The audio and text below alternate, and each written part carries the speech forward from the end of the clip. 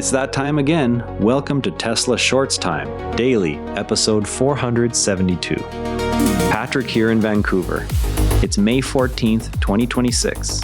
Let's get into what's moving in the Tesla world today. Tesla's new Bengaluru Experience Center puts Model Y and refreshed variants in front of Indian buyers for the first time, testing whether the brand can translate its China playbook to another massive emerging market. Tesla opened its first dedicated experience center in Bengaluru. The center showcases the Model Y along with a refreshed variant for the first time.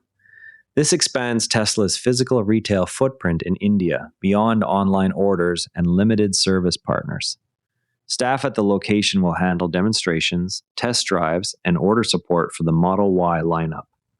The move gives local buyers direct contact with the vehicles in a market where EV infrastructure is still developing. Success here would validate Tesla's approach of entering markets with premium vehicles before local production. While Tesla tests new markets, it is also making tough choices about what it keeps building at home. Tesla is shifting factory resources toward robot production. This shift has led to the end of Model S and Model X assembly at Fremont. The change reflects a deliberate focus on higher volume platforms and new product lines. It shows how automation priorities can force hard choices about which legacy vehicles stay in production. The same factory logic that retired the S and X is now being applied to an entirely different product category. Tesla's Semi is positioned to prove whether battery electric trucks can handle real freight routes at scale.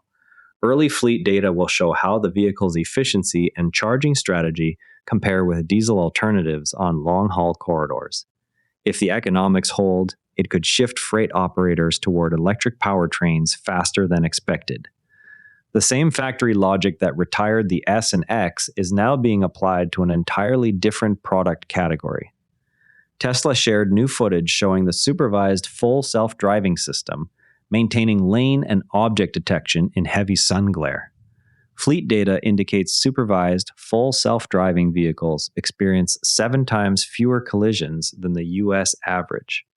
The demonstration addresses one of the more common real-world failure modes for camera-based systems. Reliable performance here would reduce the need for driver interventions on bright days. The lower incident rate could eventually translate into reduced insurance premiums for owners. Performance gains in vehicles stand in contrast to the more mixed picture Tesla faces in its largest overseas market. Tesla continues to navigate uneven demand signals in China despite recent sales gains. Local competition and shifting buyer preferences are creating pockets of strength and softness at the same time. The mixed picture matters because China remains Tesla's largest single market outside the United States. Tesla's ability to maintain share will depend on whether upcoming software and hardware updates can differentiate its vehicles enough to justify the price gap. While Tesla defends its position in cars, progress on its humanoid robot suggests a second growth curve may be forming. New images and clips show an updated Optimus design with refined movement and task capabilities. The updates suggest Tesla is iterating faster on the humanoid robot than many observers anticipated. Progress here could eventually create a second major revenue stream alongside vehicles. Tesla's vertical integration in both battery production and software control loops gives it a structural edge here. As Tesla explores new hardware directions, traditional rivals are also raising the bar in its core sedan segment. MG launched the 07 sedan as a direct competitor to the Model 3 and BYD Seal. The model emphasizes new technology and features at competitive price points. The launch expands the number of well-equipped electric sedans available in that segment. Increased choice could pressure Tesla to accelerate updates to the Model 3. Now, one thing worth watching is how these competitive pressures play out alongside Tesla's own updates. Tesla reported fleet data showing supervised full self-driving vehicles experience 7 times fewer collisions than the US average. A separate clip illustrated how manual driving in stop-and-go conditions feels more taxing than using supervised full self-driving. The comparison highlights reduced driver workload during common commute scenarios. Taking a step back from today's headlines, the decision to wind down Model S and Model X production at Fremont while ramping Optimus output challenges the assumption that flagship sedans must remain in the lineup to preserve brand prestige. Factory floor data shows that reallocating space and skilled labor to humanoid robots can deliver higher long-term margins once volume scales.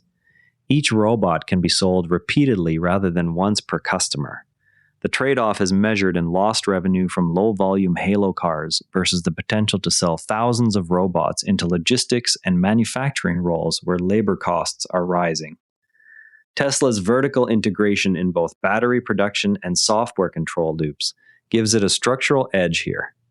The same cell chemistry and inference hardware developed for vehicles can be repurposed for the robot without starting from scratch.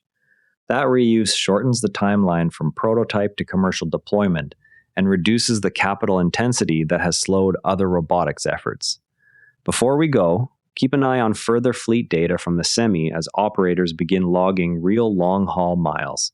That's your Tesla news for today. TSLA closed at $445, up $16.15, 3.8%. If you found this useful, a rating or review on Apple Podcasts or Spotify really helps new listeners find the show. You can also find us on X at Tesla Shorts Time. I'm Patrick in Vancouver. Thanks for listening, and I'll see you tomorrow. This episode used AI voice synthesis of my voice. Editorial selection and analysis are my own.